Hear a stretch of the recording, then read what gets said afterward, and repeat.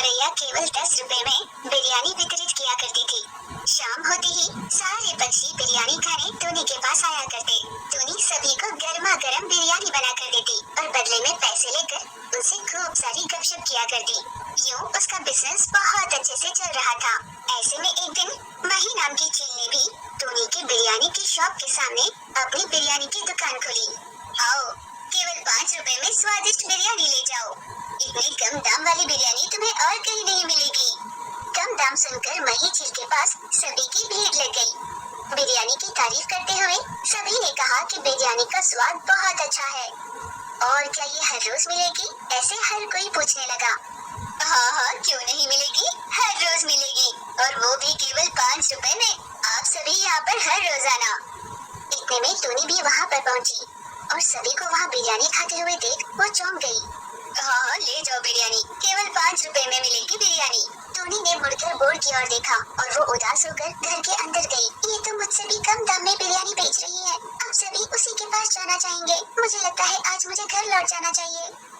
उदास मन से टोनी अपने घर लौटी। घर जाकर टोनी मन ही मन सोचने लगी, 10 रुपए में बिरयानी बेचकर फायदा नहीं हो पा रहा था, इसलिए मैं सोच रही थी कि मैं एक प्लेट का 20 रुपया कर दूं। चिकन के रेट्स भी तो इतने बढ़ गए, समझ में नहीं आता ये केवल 5 रुपए में बिरयानी कैसे बेच रही होगी। यूं उदास होकर वो सोच रही थी। तभी उसके पास ब्रूसली चील और चीचू कौवा आए। क्या हुआ टोनी, आज तुमने होटल नहीं खोला, क्या बात है? क्या तुम दोनों नहीं जानते कि मैंने होटल आज क्यों नहीं खोला? मेरे होटल के सामने मही ने भी अपना होटल खोला है। वो केवल 5 रुपए में बिरयानी बेच रही है। नहीं, हम भला उसके पास क्यों जाएंगे? वैसे भी हम मही को बहुत अच्छे से जानते हैं। वो इतने कम दाम में बिरयानी क्यों बेच रही है, हमें सब पता है।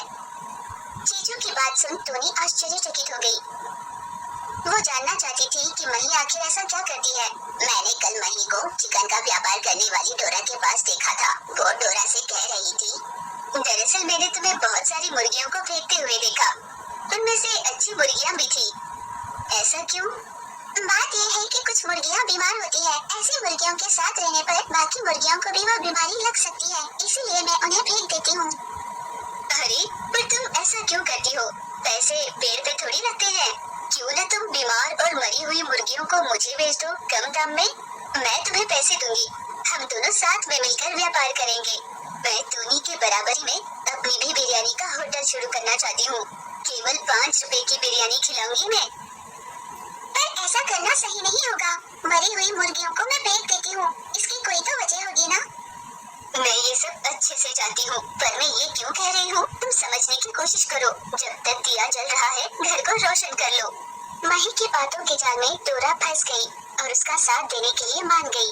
उन दोनों में जब ये बातें चल रही थी तब मैं वही थी, पर मैं जब तक सबको ये बात बता पाती उसने अपना होटल शुरू कर भी दिया और सभी को बिरयानी खिला भी दी। हाँ दोस्तों, पर हम अब तो सच्चाई जानते हैं ना। जल्द से जल्द हम सभी पक्षी दोस्तों को ये बात बता देंगे। ये सोचकर जब वे तीनों मही के पास पहुँचे, पहले से ही कुछ पक्षी उसकी पिटाई कर रहे थे। क्या हुआ है? यूं पूछने पर डोरा ने सबको बताया, लालच के चलते शुरुआत में मैंने इसके कुकर्म में हिस्सा लेने की सोच भी ली, पर लगातार ये बात मुझे अंदर से खाए जा रही थी, इसलिए मैंने सबको सच बता दिया। अब इसे मारना बंद कीजिए, इसे अपनी गलती का एहसास हो चुका है। ये माफी भी तो मांग रही है ना, अब उसे छोड़ दीजिए। टोनी के कहने पर सभी ने मही को छोड़ दिया। मही ने सबसे हाथ जोड़कर माफी मांगी और वहाँ से हमेशा के लिए अपनी जान बचाकर चली गई। टोनी की बर्बादी पर अपनी खुशियों का महल बनाने की सोच रही मही हाथ पैर तुड़वाकर अब अस्पताल में इलाज करवा रही थी।